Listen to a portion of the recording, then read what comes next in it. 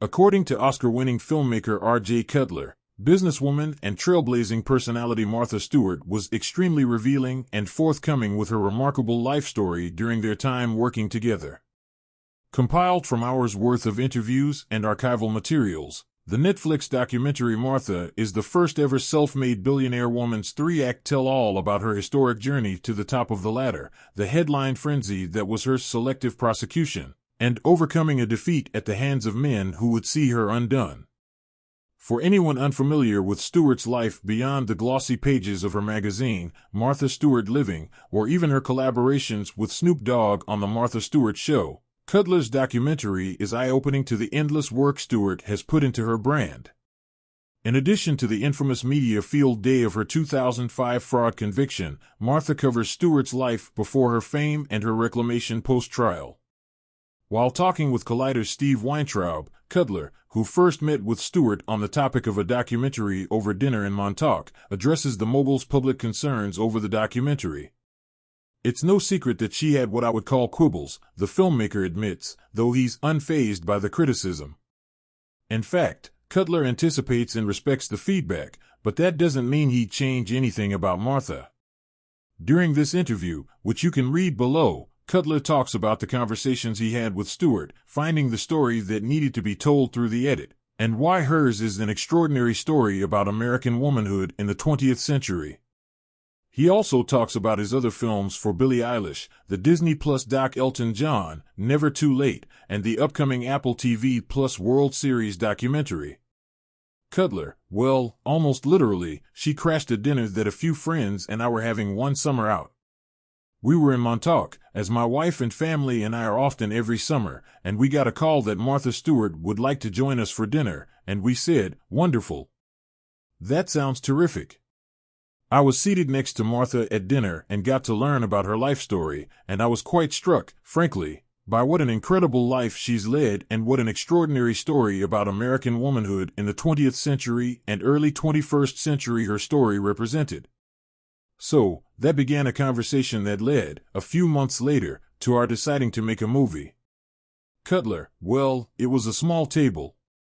Listen, in my line of work, one is not only looking for extraordinary stories to tell that inspire me as a filmmaker, but the person whose story it is has to be ready to share the story.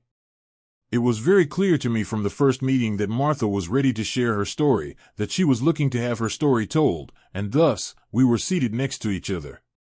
Cutler, they were consistent with conversations I always have with people I make films about.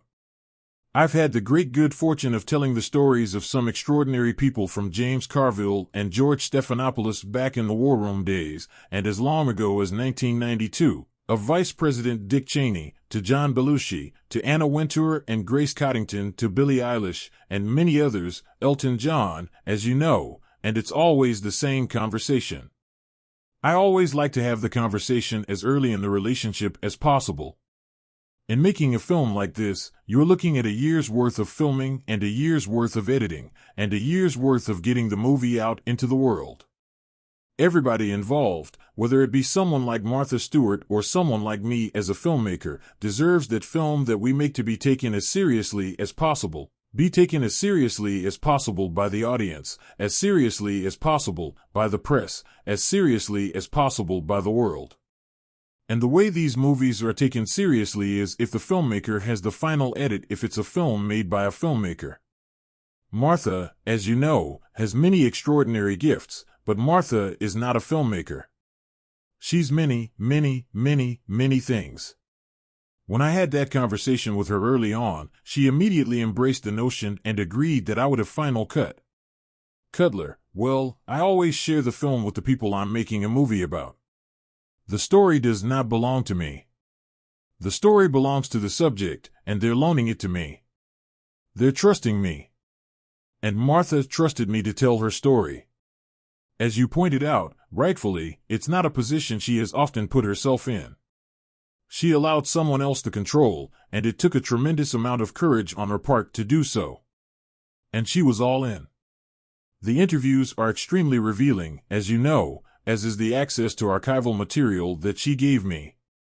Unbelievable, prison diaries, letters between her and her husband when their marriage is breaking up, Footage shot in her home in the weeks between her conviction and her sentencing that are as vulnerable as one will ever see Martha Stewart. Really amazing stuff. Photographs of her as a young woman that nobody's ever seen, intimate photographs taken by her fiancé, soon-to-be husband. Just remarkable material that she was fully all in on. It's important for me to honor that by sharing the film with the subject, and it's also our agreement that I will share the film, and we will engage in a thoughtful conversation. So, when the film was almost done and heading towards completion, I shared it with Martha, and we had thoughtful conversations, as one does with Martha. Cutler, she loved a lot of it and was very outspoken about how much of it she loved, but it's no secret that she had what I would call quibbles, and it's no secret that she's made her quibbles public. But that's okay. I get it. It shouldn't surprise anybody that if Martha Stewart were the director of this film, the film would be a different film than if I were the director. That's pretty much the bottom line. Martha has taken the time to, on occasion, articulate what those differences might be, but she's also, in recent days and weeks, taken the time to point out what she has come to appreciate as the film's many virtues. The impact that it's having on its audiences, the young women who are inspired by her extraordinary story, the generations of women who have been inspired by her incredible vision, her genius, her pioneering efforts, her ability to overcome patriarchal doubt again and again and again and to succeed, her historic position as the first self-made female billionaire in American history, her reinvention, her overcoming, again, a defeat at the hands of men who would see her undone, her selective prosecution, I would argue by James Comey that put her in prison for 5 months, under house arrest for another 5 months, and ended the control of the company that she had created, and her ability, to this day, in her early 80s, to be a significant figure in our culture, a cultural force, and a business force. The world is being reminded of all of these things for those who knew them. Those who didn't know them are getting to experience those things. They're experiencing it in a narrative that is very cinematic, and, I think, from what everyone's telling us, a very satisfying movie-going experience. Martha has been quick in recent weeks to make sure that everyone knows that she's appreciating that, too. Cutler, once again, I say, please quote yourself fully, both in your review and in your comments on the subjects of the film.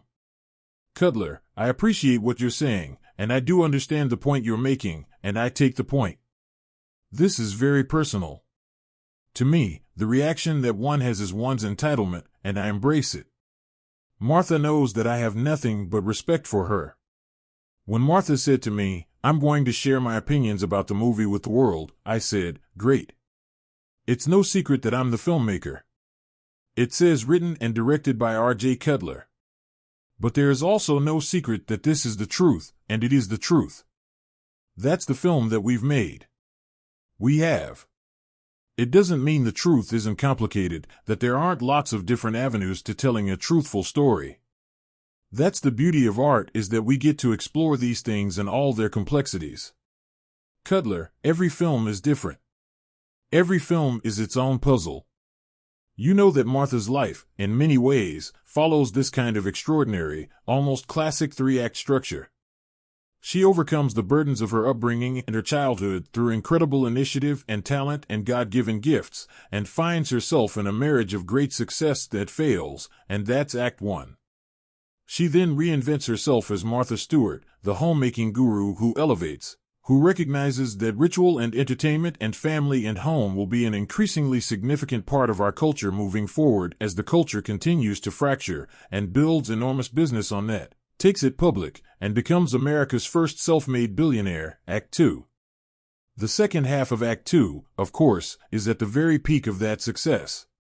She's selectively prosecuted by the federal government for lying about a crime she never committed, and she goes to prison, and she falls from the highest heights. As she says in the movie, she falls in an effing hole, and she had to climb herself out of it. Then in Act 3, she does. She climbs herself out of it. Well, that's great. That's an amazing life story, and what a gift to a filmmaker, but the deciphering of that structure. It's very easy for me to say now, but that's the work you do over the course of a long edit to really figure out how the shape of this functions, and that's what we did in our filmmaking process. Cutler, yes. Sure. You almost always do. I mean, I've had very long cuts. The very first cut for the Billie Eilish documentary was 27 hours. I knew it would get shorter than 27 hours, but I didn't know how much shorter. And quite honestly, if you looked at that 27-hour cut of the Billie Eilish film, structurally, it isn't a whole lot different than the 2-hour and 20-minute film that we ended up with. The Martha film, at its longest, was about 3 hours and 20 minutes. The longest coherent cut was about 3 hours and 20 minutes, and we thought, oh, we'll get it down, but we're not going to get it down much below 220/215, but that's the process. This is the beauty of what we do. It reduces. I like to cook, and I compare making these films to a source reduction. You cook it all day long, and it reduces, but the flavor intensifies, and that's what making a documentary is a lot like. Cutler, well, what I would say about the Billie Eilish film, The World's a Little Blurry, is that the 2-hour and 20-minute version that we ended up with is not only the filmmaker's cut, but the cut that everybody involved, including Billie and Phineas and their family, would be most pleased with, and that's the cut. If you want to see that film in its great and its best possible form, watch it on Apple TV+. It's a film that not only am I incredibly proud of, but in many ways, it really reinvigorated my great love for documentary filmmaking.